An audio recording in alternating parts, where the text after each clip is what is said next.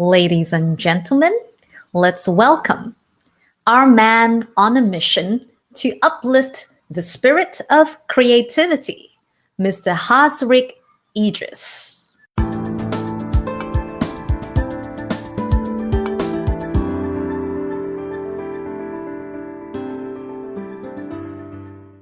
If you get a chance to rate yourself in terms of the confidence level, speaking confidence level, 1 super not confident, 10 super confident, where are you on the scale?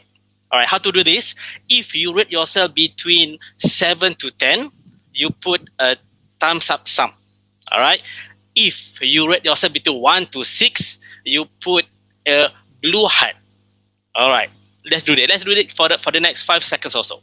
Or if you want to put the number, yeah, also can in the chat box, perfectly fine. All right, so I saw Daryl put at 6 there, and I saw Angel put blue heart. All right, so we have a lot of blue heart, 6, 7.5, Raymond. Okay, great. Okay, all right, do not forget this number. Remember this number, because what we're going to do today, I hope to share some tips, some techniques from my experience in theater to help you increase that speaking level, hopefully by a notch and a half, or in one way or another.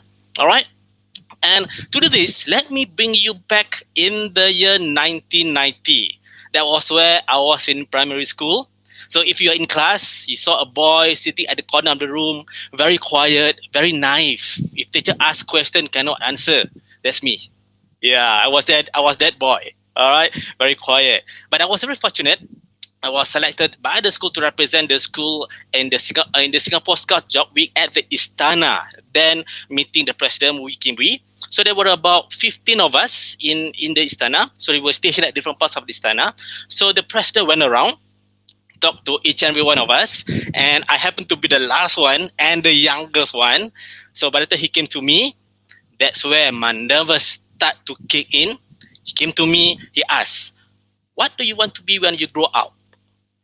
And because of that nervousness, I couldn't answer. When I tried to answer, but no sound came out from my mouth. So much so that the president had to bend down, try to listen to me. Imagine a person of his stature doing that, plus the media around us taking videos, taking photographs, plus the other government officials. That was really, really scary. And this is one of the many, many similar moments I experienced. And it kept me wondering, I was that nervous, but how come my friends, my peers, they were able to speak confidently up on stage or in class? They can do it very well. So I was finding ways to do that. And there's a saying, right? When the student is ready, the teacher will appear. So that's what happened to me back in junior college. They invited a theater group to come and make a performance based on the literature text that we were studying. And I got to find out that one of the actors who played an 80-year-old character was only 20 plus years old. So he was so convincing, so confident, and I thought that perhaps is theater the solution to overcome my anxiety? So I wasn't sure back then. So a couple of years later, the same group did an open audition, and I just gave it a try, and I got in. So that's how I started my theater journey in 1997. So I started out on stage at Victoria Theatre back then, and then I moved into television acting, moved to voice commercial, TV commercials, and voiceovers. And I hope today I would share with you some simple 3 lessons from theater that had helped me to develop my confidence, and I hope that this could also help you develop that confidence. And 3 lessons. First lesson number 1, everyone gets nervous, even actors. I remember once in one of my early days during rehearsals, where one main actor couldn't make it during the rehearsals, thankfully, and my director asked me to take over just to stand in for a while. So, okay, being a newbie, I hold the script. I went up on stage with the rest of the veteran actors, and mind you, I was holding the script, was so shivered. I just shivered, and I don't know how did I deliver my lines. And after that, I asked my director, how did I fare? And she said, you need more training. Yeah, definitely. I need more training because I'm still a newbie. But imagine holding that paper, you can see the nervousness over there. But the thing is this, the more training I did, I realized the nervousness I had it's not because of me wanting to act, because of the acting. It's because of something else. And I came up to, when I do my research, there are 3 common fears that actually hold us back. And these are the 3 simple common fears which I realized. Number 1, we actually afraid of other people, especially new people that you are not familiar with. That's what we're afraid of, not me on stage speaking. And I'm afraid of being judged. Imagine veteran actors, they will look at me. I was thinking what they thought of me. I was afraid of that. And I was afraid of making mistakes, afraid of failure. That was what I was afraid about back then. And I realized as I go about in life, this is the same similar fears when we do speaking up on stage. We are not afraid of public speaking. We are actually afraid of these things. So what do we do? How do we overcome this? So in my training, I realized that actually these are actually natural instinct. Why we are very fearful of this situation is because it's a natural instinct where when we are at a new environment, the mind tells us, hey, it's something new. Be careful. And because of that, be careful got us nervous because you want to commit all those fears. But the thing is this, because this natural instinct, we are not able to eliminate fear, but we can manage it. In theater, what they taught us, somehow it's kind of very simple actually after some time.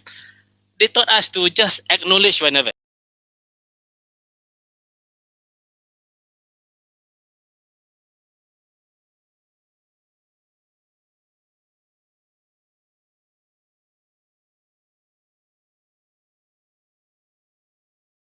Okay, what about shifting focus?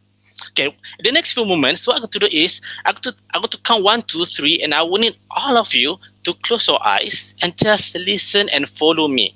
All right? 1, 2, 3. Imagine you are sitting by the beach, under the tree, reading your book. You are feeling relaxed, enjoy, feeling the wind. You can see kids playing with sandcastle, people swimming, and you feel lighter. And you started to float higher and higher and higher. You realize you are flying. You feel free. You feel enjoy. You can even touch the sky, touch the clouds. After some time, you decide to descend. Slowly, you come down. Slowly, go back to that tree, sitting down, reading that book, enjoying that moment.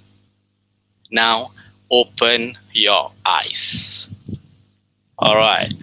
What do you feel? You could share with me 2 or 3 words. Just chat, write down in the chat box. What do you feel through that short experience we did together? Let's take about maybe 15, 20 seconds. Feeling like going for a vacation. All right, feel relaxed. Flying, interesting. Lights, feel like Bali. Wow, okay. And imagine this. Are you really in Bali? Are you really flying at the moment? Chances are no, right? But why you can feel that? And that is the beauty of our mind, because our mind has this powerful ability to visualize and be flexible in this thinking. So simply, before my theater performances, because of anxiety, what I did, I would sit down sometime, about half an hour before the show. I will detach myself from the other actors, sit down, I visualize the whole scene 1, scene 2, scene 3, and it helped me to calm down. And this is actually based on a study done by psychologist Alan Richardson. What he did is he get 3 groups of basketball players. What he did, he get the first group to practice throwing free throws for every day for 20 days. And then for the second group, he said, don't practice, just visualize throwing. And the third group, don't do anything. And after 20 days, he checked the result. The first group, the one who practiced, improved their skill by 24%. The second group did not practice, but visualizing it, improved by 23%. And then the last group didn't do anything, didn't improve at all. In fact, they did even worse than before. And what does it show? The powerful ability to visualize. This is very, very important thing. And the thing is, we have it. And what do we do? as a speaker, this is what you're going to do.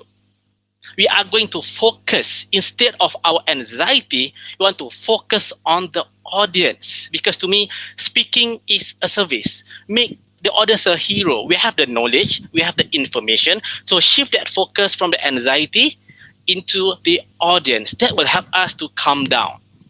And that is lesson number 2, shifting focus. The last lesson, making connections. All right. What do I mean by that? I want to bring you back in my creativity classes. In one of the classes, when I got my participants to list down as many users of straws, except for drinking. And after some time, a group came up to me and said, Hazriq, we are not able to come up with much ideas. Are you able to help us? And I said, yeah, sure. So I went over to the group, I listened to the conversation, and the conversation went something like this. When somebody said, how about we put sugar in the straw? Someone else would say, yeah, but that's not a good idea. And somebody else then said, how about we use that as a shoelace? Someone else would say, yeah, but that's not a good idea as well. And so on and so forth. And then I realized something is not right. They were not connecting. They were saying this thing, what I call the yes, but, that caused disconnection. So to them, so instead of say yes, but, have a conversation again, but this time around, say yes, and. And this time around, the results were different. All right. So when one person say yes, one person say, how about we put sugar in the straw? Somebody else would say, yes, that's a good idea. How about we use it as a shoelace? And then somebody else would say, how about then we use it as a clothes hanger? And then the idea getting more and more and more. And this is the beauty of a yes and. Yes and is actually derived from the philosophy of theater improvisation. Unlike theater performances, where people on stage perform right with script, theater improv, they have no script. They are up on stage using suggestions by the audience, and they use this yes and philosophy to get the show going. And by doing that, a lot of positivity came out. And if we were to break down this yes and, I call it the ABC of yes and, the elements of yes and. And when you say yes, you actually acknowledge one another. That creates positivity.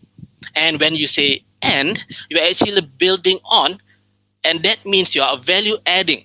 And by doing that, by having that conversation, the yes and conversation, without them realizing it, they're actually connecting and collaborating. And that's important. When you want to present an idea to the audience, you need to collaborate with the audience. In that sense, you need to connect with the audience by having this yes and mindset.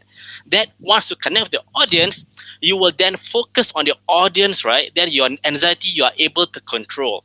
So that is lesson number 3, making connections, creating value. And let's do a bit of recap. These 3 simple lessons from theater on how to overcome speaking anxiety. Lesson number 1, everyone gets nervous, even actors. What we need to do is we don't focus on that, because everybody gets nervous. Lesson number 2, shift the focus from yourself to the audience. And then lesson number 3, making connections. And if I were to sum this up and turn it into a simple call to action, simple 3-step, I call it ABC on how to overcome speaking anxiety. This is something you can give it a try at all. Step number 1 is to acknowledge your fears. Once you acknowledge your fears, you're almost in control of the situation. Then you do step 2, be of service to your audience. That's why you shift the focus. And then finally, connect and create value with the audience by using the yes and mindset. And we hope that these 3 simple steps is able to help you to overcome your speaking anxiety in your next presentation. So with that, let me end my presentation with a simple quote, with one of my favorite quotes that say, a journey of 1,000 miles starts with a single step, and let this step be the start of your successful public speaking journey. With that, Hazriq Idrus signing off. Thank you very much. Over to you, Michelle. Thank you so much, Hazriq, for sharing with us your expertise